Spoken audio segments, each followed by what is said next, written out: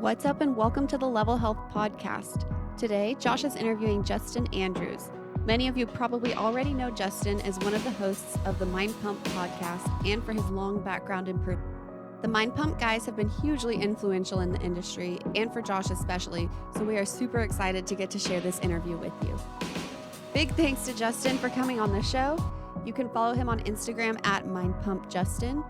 If you're a trainer or just someone that's into fitness, we highly recommend checking out the Mind Pump podcast if you've never listened before. You can also visit mindpumpmedia.com or one of their YouTube channels, Mind Pump Podcast and Mind Pump TV. We'll have all of those linked in the description below. For those of you that don't already know, our website, Level Health, is a directory, community, and network of qualified personal trainers. We want to help create a space where clients are able to find the right trainer for them. We have accounts for both clients and fitness professionals. Client accounts are always free, where you'll get access to our trainer directory and other resources. Our basic pro option is now available for trainers, and our verified pro membership will be available early next year. If you haven't signed up already, head over to levelhealth.net and set up your membership. Thanks for listening, and if you have a second, we would love it if you gave us a rating and review so that our podcast and the professionals we interview can get more exposure. You can also subscribe so you don't miss any of our new content. Thanks, and we hope you enjoy the episode. Before we actually get rolling with some questions, I just want to say thank you, because for sure, Mind Pump sent me down a path that I would not have gone down, because I was immersed in the bullshit that is the fitness industry for well over a decade before I actually became a personal trainer as I was getting out of the Marine Corps. And actually, just quite serendipitously, I came across you guys, and you were the first podcast that I could fucking listen to without it being boring as hell. Like, that was probably obviously, nice. I'm sure lots of people have told that to you. Like, it definitely got me hooked on the self-education. I learned a lot from you guys. It was when I realized that you can actually be mentored by people without really, it's kind of weird, but ever having met them nowadays. So you're definitely making an impact, man. And I wanted to say thank you for that. I appreciate that. That's awesome, man. All right, man. Yeah, of course, man. So, Justin, you were a personal trainer for a long time before you started Mind Pump, which is what you're known for now. How has your approach to working with clients changed over that time? Has it continued to change? What does that look like for you? Yeah, man. I mean, it's been a huge evolution. Just the way that I've gone from approaching your everyday average person. I started out as an athlete, and so my perspective was completely performance driven. And so my first experience being a personal trainer was really hard and confusing for me, mainly because I just couldn't understand why people couldn't do a lot of these movements that I was trying to show them correctly. I thought that everybody could at least just watch an example and then be able to kind of take that and perform it and have good mechanics with that, and that they would actually sort of do work outside of the gym and would follow a meal plan I had all established for them. And I was very much of in the mindset of over delivery always, and I've kept that. And so that's something I haven't changed, but the way that I do it is completely different now based off of my experience. So I think that a lot of new trainers are just inevitably going to go through this process of, like, you're really passionate, like you really want to make an impact on these people, because you only get a short amount of time a lot of times to establish this. But in terms of being able to be more predictive with certain things to address that they really could see massive benefit from versus what they actually are coming in asking you for, that's an evolution of it through experience. And so my path with that was very much, I thought that I was able to plan everything else nice and tight, and I had all of the exercises, and I was going to spend all this time in corrective exercise, and I'm going to take them from here, and then we're going to go over to this part of the gym, and everything's going to work out perfect, and then they're going to keep coming back. So anyway, just over the years, realizing what actually people responded to, what changed their behaviors the most, what actually brought results. So a lot of times it's so individual. I think that doesn't get stressed enough in the fitness industry, how unique people are. their individual biomarkers, their Yeah. past experience, the movements they were doing preceding that, just Yeah. their overall environment they grew up in, their preferences, their daily behaviors, their relationships, their social interactions. Like what does that have to do with fitness? Everything, apparently, Yeah, right? exactly. It is Yeah. everything. Yeah. Yeah, that was Yeah. actually a longer list. So I've talked to a lot of people about the similar topics, and a lot of them are coming back to this. Like the X's and O's are obviously important, and you have to understand those in order to manipulate them. But applying it with an actual person is really kind of where the rubber meets the road, and what separates a trainer that can really make a difference in a lot of people's lives. So you worked with the average person quite a bit. It wasn't just with performance athletes or anything like that. Yeah, and my initial thought was I was going to attract all these athletes because that was my background, and I really wanted that because specializing is something sexy for new Mhm. trainers coming in. And I always wanted to work at one of these high performance facilities where it's like you get all these pro athletes, and they're going to do exactly what you tell them to do, and everything's going to work out. And in reality, is when you're there, you have to figure out what's bringing you income, how to Mhm. sustain your own business, how to move forward. And what I was actually getting a lot of times were just everyday average people, moms, busy people, grandpas that are just killing time in the gym and Yeah. want to look at people. That's the kind of client I was getting, Want to look at and just people. have, yeah, they just want to chat and like look at people. And I'm like, what do I do with this?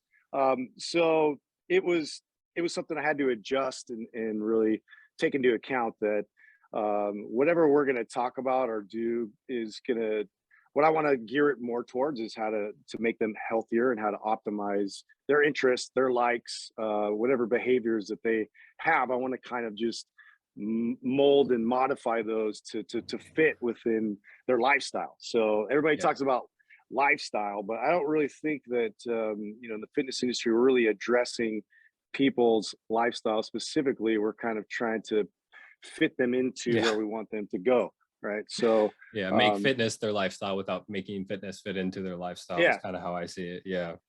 Yeah, yeah, it's they're like, whatever disappointing. you're doing over here is stupid. Now we need to bring you over here. Yeah. And so it's like we don't even consider that. Oh well, actually, all these things you love, going on these long walks. You love playing tennis, on the weekends, and you love doing all these things. But I want you to just focus on resistance training, and then or I want you to do yoga. And we have all these ideas that are competing a lot of times with people's interests. And I think that if we could figure out, how to find that common place and then work into those interests, you're going to have a lot more success, and you're going to be able to drive and steer them closer to health. So, Yeah, I mean, we have to think long term almost every single time because, like you said, most trainers are going to be working with average people, not athletes. They're not going to be getting these elite competitors that are going to do everything like a robot. And I think that is quite a kind of a shock to a lot of trainers. And I guess you just got to adjust and go from there. So, on the topic of the average person, what are some core principles that you would apply? I don't know if you're still working with clients right now, but that you apply to the average person to create just health and fitness over the long term? yeah, I'm not working with anybody anymore, which is actually kind of strange for me because I always like to keep kind of a pulse on that. And I kept one or Yeah. two clients around just to make sure that my skills were somewhat sharp. But yeah, I'm actually taking a lot more pride in what we're doing in terms of like being able to stay relevant in coaching Yeah. through scale, right? So it's totally a different monster that it's taken me a while to kind of, recognize that and see that this is a different animal I'm trying to approach. Yeah, But I it's wanted to ask real quick. Do you have you talked about that? I don't want to ask a bunch about that right now, but kind of how you did that transition. Because personally, I just stopped training clients about not even 6 months ago when level started to become a lot more serious. It's taken up a lot more time, and then I went back to school. And like you, like you probably did. I saw myself getting pulled away from focusing on the clients, and it wasn't fair to them. I wasn't providing that mhm, service that I'd like to provide. So I yeah. was wondering, have you talked about that on the show at all? We haven't really talked about that much on the show. I know it was a big transition for each of us. Yeah. And it was hard conversations we had to have with ex clients. And it really was, it amounted to I wasn't providing the kind of service that and attention to detail that I was, Yeah. previous to that. So I didn't want to continue, providing that to somebody and then asking for, money in exchange of that. So I actually like started to kind of transition that by not charging, the last sort of remaining clients I Yeah. did have. And then after that, it's like now I feel like I'm just providing kind of lip service. I'm not as interested in it. And Yeah. so it was just like, you just have to kind of recognize that that was sort of the next step of my evolutionary process to then kind of move more into, just being able to talk about all these types of scenarios on the show Yeah. and address a lot of the conversations we had with individual clients we can do on scale now. Yeah. So That makes it's sense. still Yeah. yeah, it still brings me a lot of value in terms of like I feel like I'm making an impact like I was before, especially with people when they provide comments and they and feedback for us of certain subjects and things or Yeah. programs we put out that have impacted them. So Yeah. It's that a whole new does thing. help. Yeah. Yeah, Yeah, I mean, yeah, so actually, that's one of the big reasons that I'm doing the podcast. Besides promoting Level, is just like now I get to talk to people that are at the tops of their field, and I mean, you so even more. I mean, the people that you guys have on the show, I'm sure it's just like a class every single time, like just soaking all that up. But yeah, so what are some of those core principles that you apply with people? yeah. So for me, it's really about like being as simple as possible, and I think that that's with experience. And who did a really good job of this, which highlighted the importance of it, was Paul Check for me. And it was always like he would bring it back to the most simple core things in terms of like really like seeking out nutritious foods and reducing down the type of exercises that you're doing and incorporating in your programming to the real impactful ones that move the needle for you. And also just lots of lifestyle habits like I addressed earlier in terms of finding those behavioral drivers. So something that's simple, that's going to create a different behavior that moves it more in the healthier direction. So something that we talked about on the show quite a bit is introducing a healthy food or something that's going to promote sort of a different motivation to include more healthier items later, or to replace it. Just sort of naturally replaces less desirable items that they're going to include in their food list. So like for instance, if I was to have them just focus on trying to add more leafy greens in their diet, and instead of taking away items and really like saying like almost the shame, it's a removing all the shame, I guess is a way I like to look at it. Like there's whatever you have in your diet right now, like I'm not going to look at that and be like, oh, you have pizza, oh my god, oh you're eating Reese's before bed, that's horrible, I can't believe it. It's more just like a refocus on things that are going to benefit your life and help with your digestion. And the compounding effect to that is way more impactful to steer behavior than to shame them out of their current habits, I guess, if that makes sense. So that's one Yeah. thing. Yeah. And then two, like trying to attach things to rituals, like after you eat to go for a walk. It's a very simple thing to do, but what that does is it promotes better digestion. It promotes a lot of times I'll add like my wife will come with me. This adds opportunity to have conversations which are deeper, which helps our relationship. I get sun that way. I add more activity and movement, which stimulates and promotes recovery, and also complements whatever I'm doing in the gym resistance training wise. So like things like that, opportunities for that. And then I've also added with some of my clients like rituals where I'll notice certain joints not functioning quite optimally, or maybe even providing some kind of restriction or pain. And so just maybe like 2 to 3 movements that will really help to unlock potential there. And I have them do that like after they take their first morning shower. And that's just something that it's see we had to learn that from supplement companies, because supplement Oh yeah. companies are the masters at like what is a pre-workout.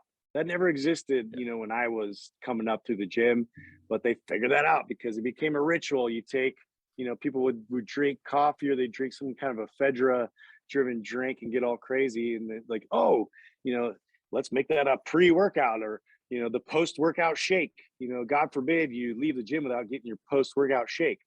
And it's just something that kind of ritualizes what you're already doing, so you're more likely to stick with it. So I think thinking in that direction of how to add something very simple that you can replicate all the time, I think it's way more impactful than to just give them a list of things to accomplish.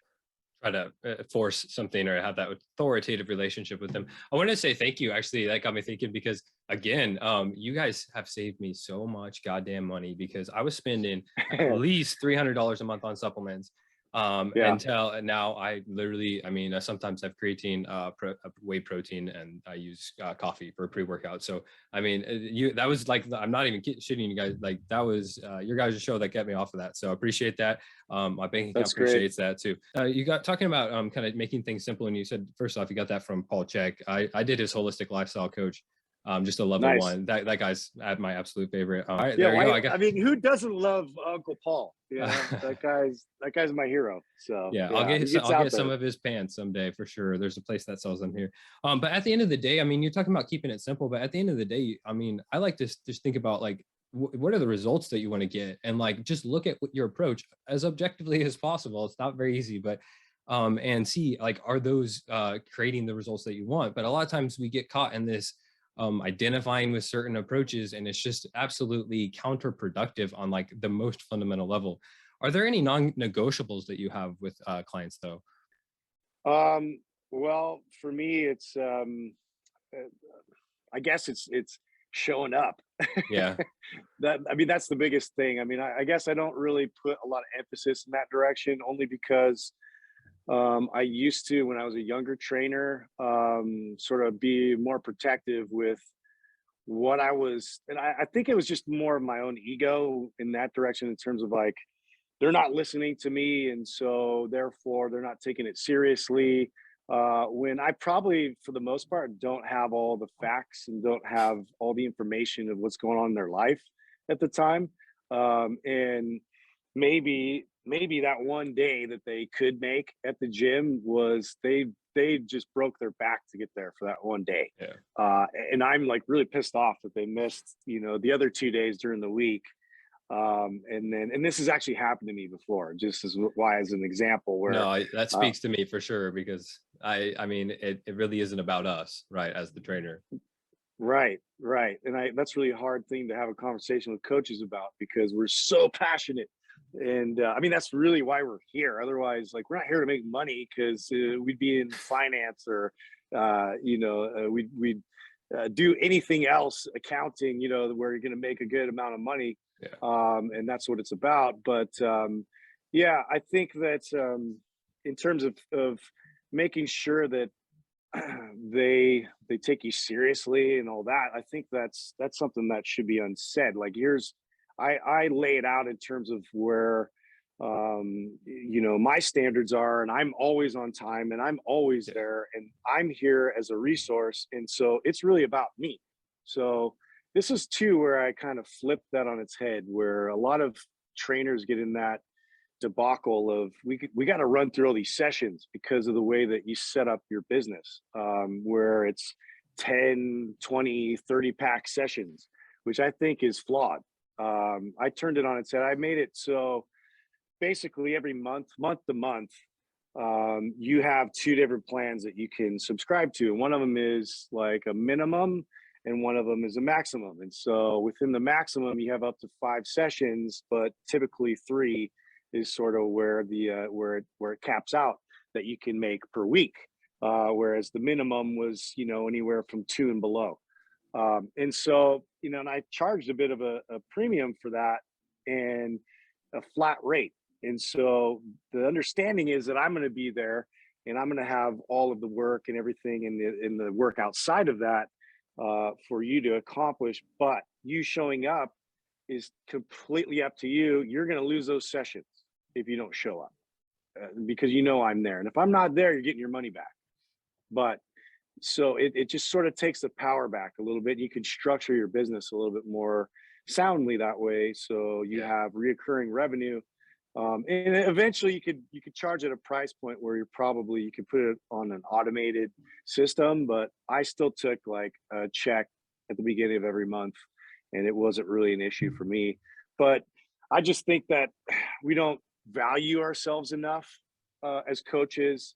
And that's something that you can control and you can throw that back. So you don't really need to have those conversations of, here's my non-negotiables, here's what I'm about, and you're failing me here, and I don't even need to have those conversations. It's more just, here's our understanding, and like I'll revisit that and I'll show you all the metrics. So I did a lot of testing to make sure that we could always go back and reference things, just as something that we have tangible data.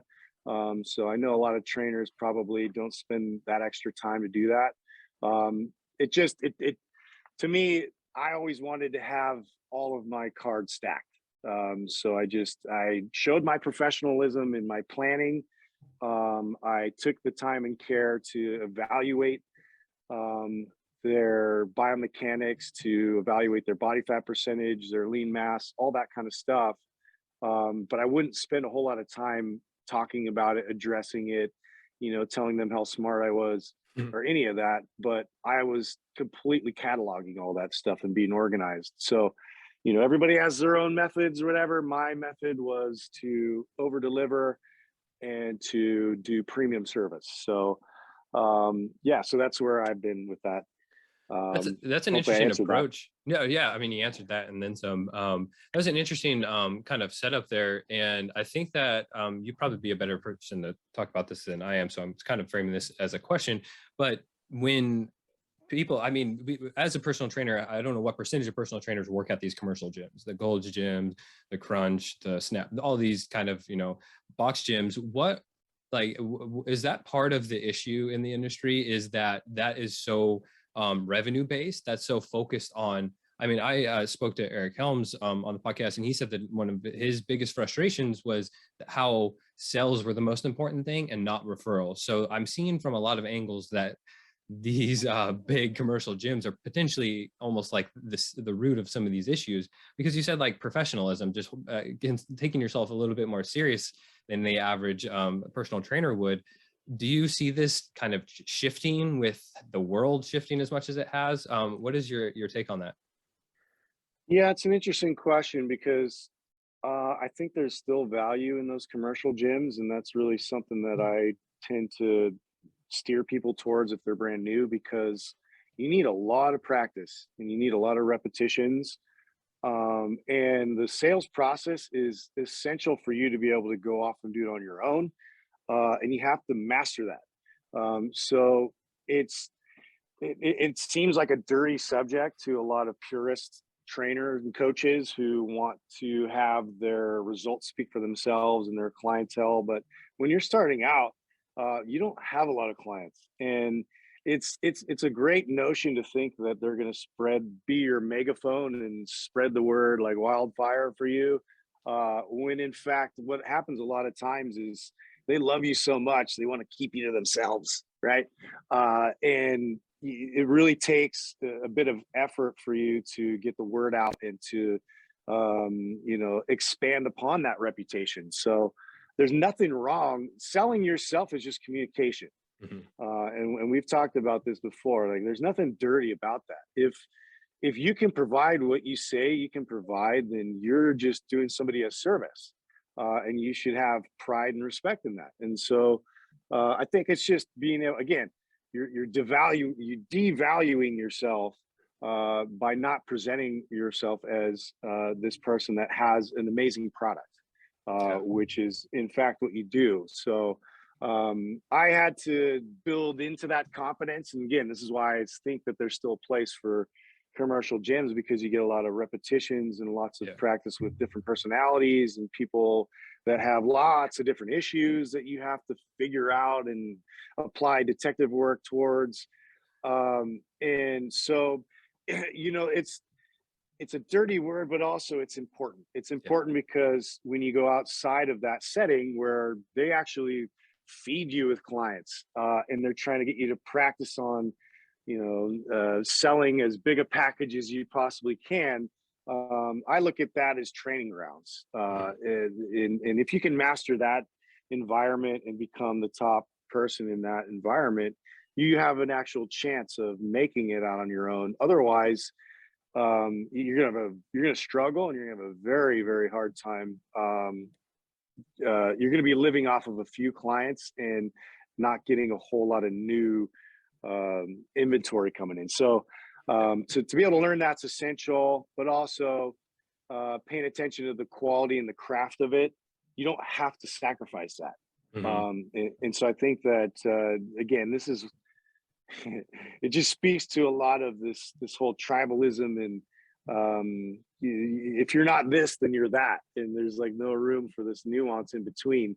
But I was very much into being professional and having answers for clients, and showing them my educational background as I was presenting them 30 to 60 sessions to a year's worth of sessions. I had no problem selling them on all that, because I was going to do my best to deliver to them and get them results and get them to that place. And I really, became more confident in the systems I'd created to be able to pull that off. So I do think it's crucial. And then learning from that, that's all you do when you're on your own, is that you have to market yourself every day.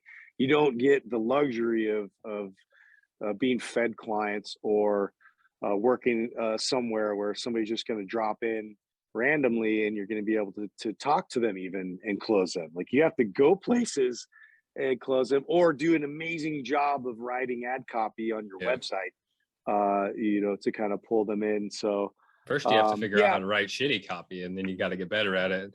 well, there's that too, right? Yeah.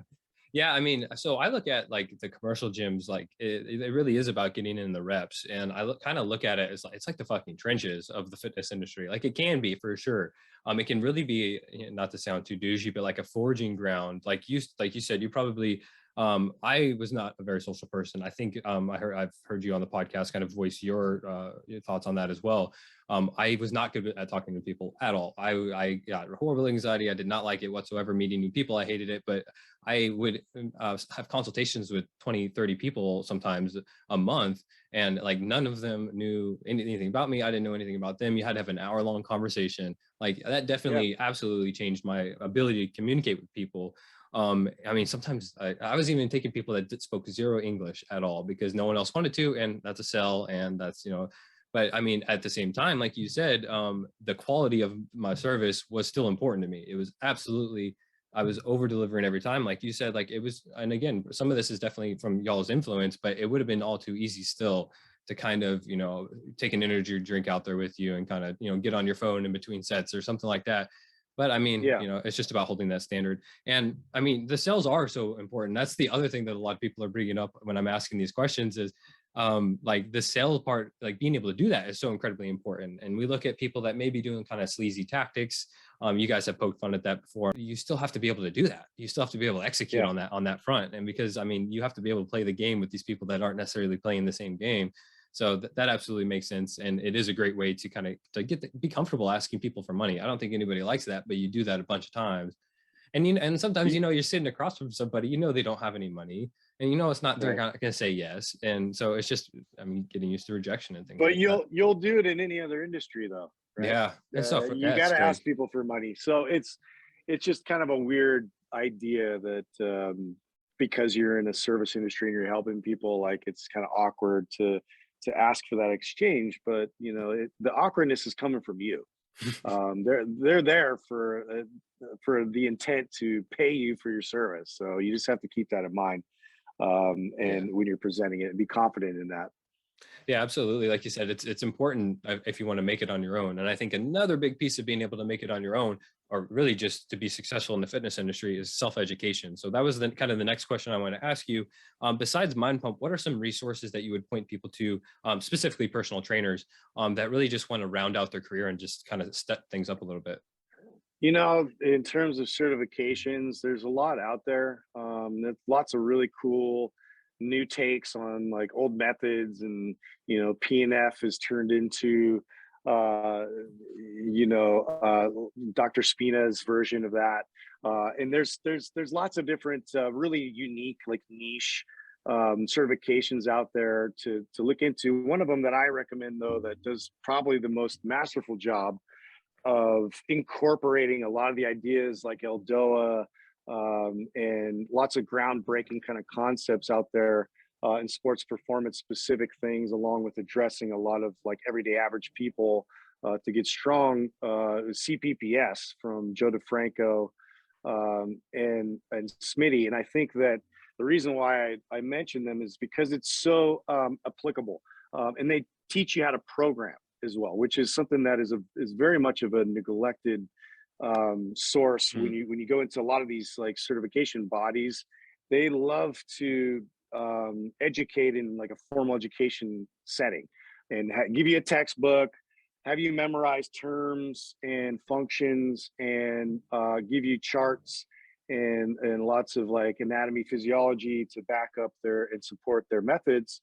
But okay, so now how do you apply that now with somebody who has like these very unique and special needs in terms of, addressing forward shoulders and neck, and then also like, what do those workouts look like? What do those workouts look like? How long do I have to apply, corrective exercise versus moving out of that? And so they actually like spend a lot of time in that domain, to help these coaches really learn the application of the programming aspect, which I think is the most important part specifically. And to kind of double up on that idea, this is another reason why we kind of teamed up with NCI for the Mm. nutritional component of that. And mainly it was because their emphasis was purely on the application of nutrition and the behavior that drives it, instead of you sort of like creating this laundry list and try to justify those reasons why you put it together. It's more of a back and forth conversation, and then the reduction of, okay, where are the needs, and here's how I'm going to address them, and here's better options for you based off of like, what you're currently doing. And then it's a lots of like handhold, taking them through and having lots of conversations. And so they teach you how to have really good conversations and ask better questions. It's all about like asking a bunch of questions to refine it down to the individual. So NCI is another big one that every now and Yeah. then, even one of us will go and we'll do a talk with them to make sure that we kind of put our input in there as well with their coaches and kind of help them out. So that's Yeah. another one. And then there's lots of books out there that I always liked. Me personally, being from the performance world, like, I loved Super Training by Mel Siff. I still use that as kind of like a Bible that I open up every now and then to kind of look back at some of those old Soviet studies, and to especially if I ever get like a unique athlete that I can train again, and I can work on specifically like vertical jump, or getting more powerful and explosive. There's lots of really, really good information in there with programming and methodology. So that's another one. And then I worked for a time with really smart trainers when I was at this place called NorCal Functional Training, and they ended up creating their own modality based off of mobility sticks. And so I thought it was brilliant, and I went through it and incorporated some of that actually in one of our math performance programs.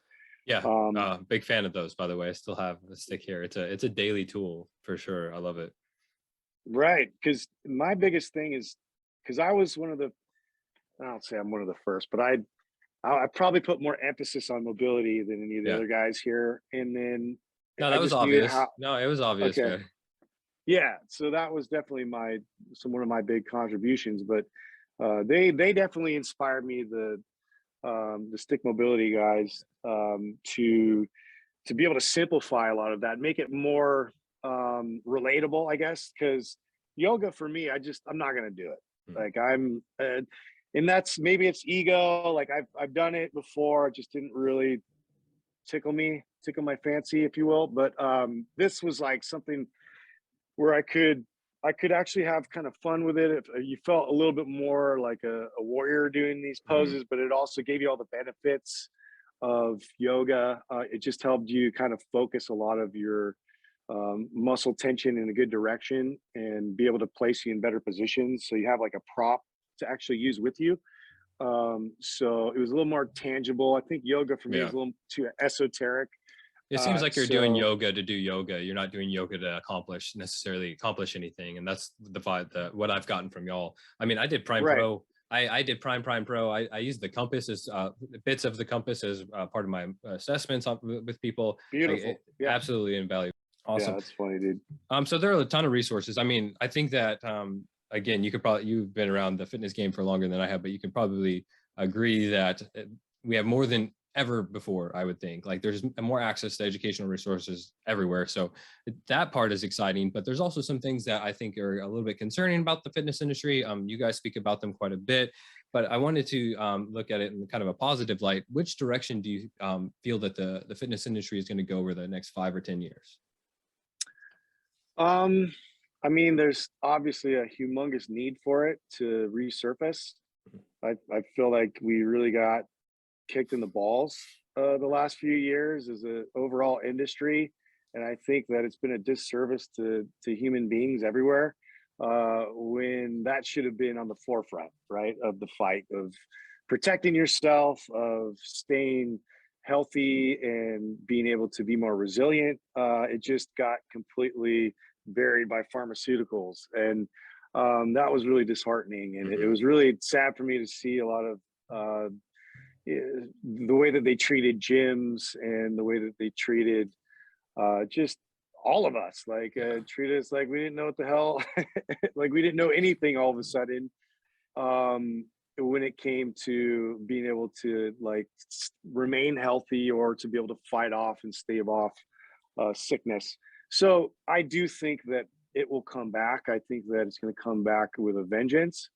Um, I I initially, like, we've done a few episodes on the potential negatives, but I mean, like you said, like positively speaking, I do think that there's people now that at least have a better understanding of how to incorporate working out at their house or at the park, or Yeah. like they've had to, right? Like we've had to figure out um how to make it work, and how to still um be able to lift weights and be able to and remain active, because they've felt the opposite end of that, which is not, it's not a good feeling, when you're not actively pursuing exercises and incorporating healthier food items, and you're kind of letting yourself go.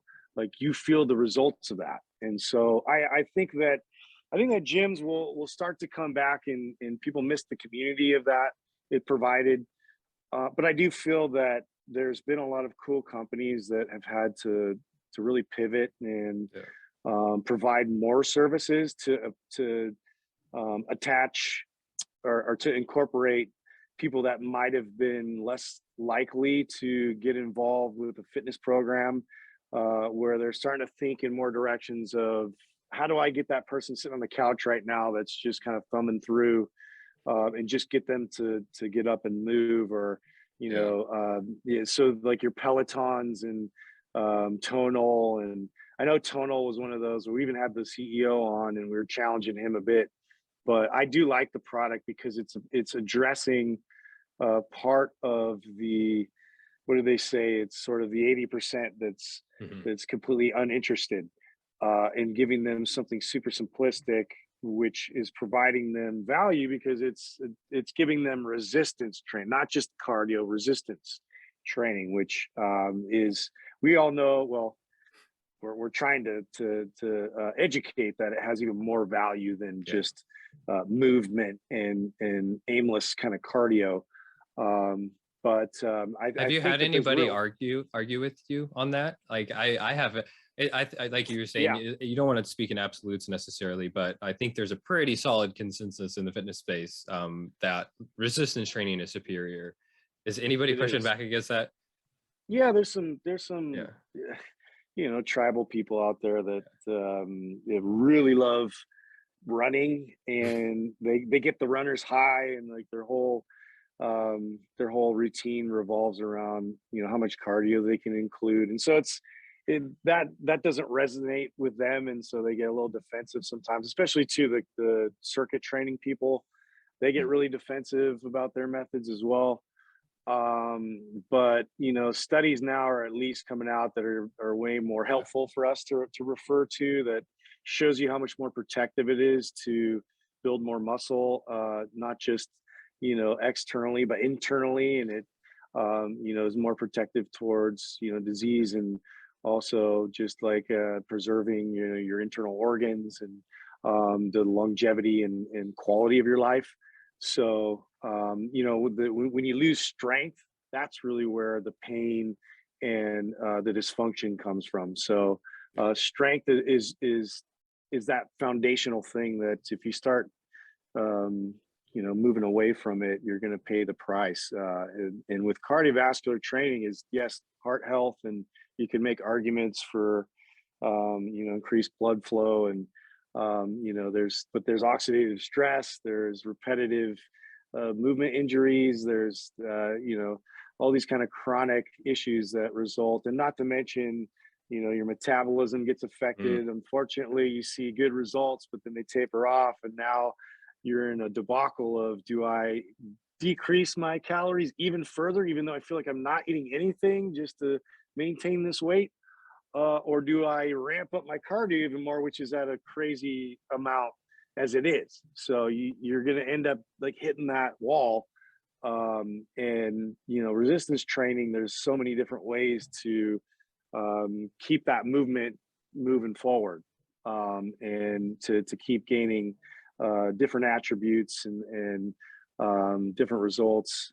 And it's way more moldable Yeah. than cardiovascular training. Not to say that cardiovascular training doesn't have value, but in terms of overall health, longevity, sustainability, all that kind of stuff, it definitely shits on cardio. So there Yeah, you go. obviously there are benefits to aerobic exercise. However, when you look at, I mean, like you said, studies continue to come out, they're looking more about like longevity, risk of falls, fractures as you're older. It almost seems that the benefits from resistance training are almost too good to be true. Like that's honestly where it's at. Like it's one of these things that it's compounding versus like if you are a runner for your whole life, you will have good heart health until potentially you don't. It's hard to say how that's going to necessarily affect people over the long term. And Yeah. I think that health post COVID, like just general health, might be a concern for people a little bit more because I don't know that how long it's going to take to get this information, but like the amount of people that potentially gained quite a bit of weight, or they were incredibly inactive, developed some Yeah. kind of chronic disease because they weren't moving at all for these last 2 years. Honestly, that might be pretty dang concerning. So I'm glad to hear that you have a good outlook on things, and that hopefully everybody gets back in the gym after this and starts Oh yeah. focusing on lifting weights would be what I would recommend. Yeah, I mean, my biggest concern is the kids, because there's like a 60% increase in childhood obesity as of the last 2 years and whatnot that we went through. Oh So man. very, very concerning to me, and all this information out there that is counterproductive in terms of not really addressing that as a problem, and something that's not a health concern, is you got to stop listening to those parasitic ideas. And I'm going to put that out there Yeah. because it's not helping anybody. And it's going to be a even bigger problem in terms of our health care that we're going to provide going forward. So to my big initiative is to focus on these kids and to get them proper information and also just actionable plans, and get parents to redirect their attention towards what's really going to help these kids stay healthy and be active and stay outside of hospitals and have all these like other health problems that come further on that are inevitably going to result when we haven't addressed them right now. So Yeah. Yeah. I mean, the fitness industry, everybody in it had to get a lot more creative over COVID. And hopefully, I think that there's going to be some definite like fruits that come from that, like some big advancements, some out of the box thinking, something that kind of changes. I mean, tonal, like you said, tonal, it gets people to do something. That's really like it lowers that barrier to entry. I wouldn't use it. And I'm sure that, a good percentage of them yeah, aren't being used. They're just sitting there and they're just a mirror. But I mean, I like to think that as a human race, we kind of try to take these things and move forward from them. So hopefully the fitness industry kind of does that as well. And then on that note, man, so the final question, this one that we ask everybody on the show, how do you feel that personal trainers can improve overall? personal trainers. I feel like that's an interesting question. I think we try our best to sort of calm them down, and that being um, that I think they would improve a lot if you're more selective with the information that you provided Mhm. new clients, Yeah. and not overwhelming. I think we just do a terrible job of overwhelming people because we get so excited, we get so passionate, we've just been educated, we've read all the books, we've applied it on ourselves. This worked so good for me, and it becomes about you. So we got to really step outside of our own kind of bias and our own energy sometimes.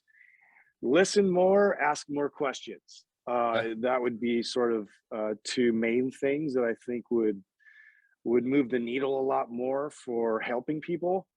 And I really do feel like personal trainers are so fucking needed.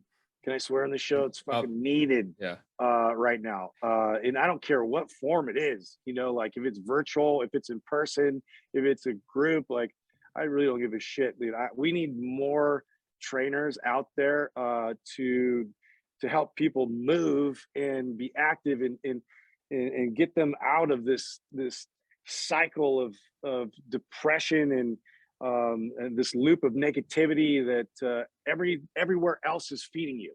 Mhm. Everywhere out there right now is feeding a bunch of negative shit that it's so frustrating, disheartening to me.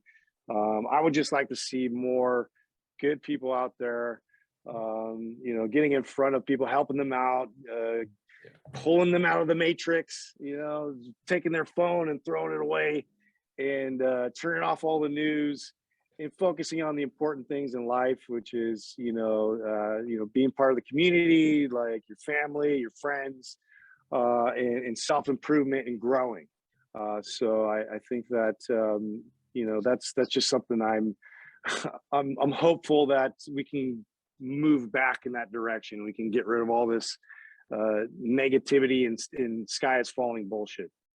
Yeah, I mean, hopefully, I mean, obviously, a lot of trainers left the industry during this time, but hopefully, as these spots refill back up, it's people that are doing it for those deeper reasons. Listen more, ask you questions. That was fantastic.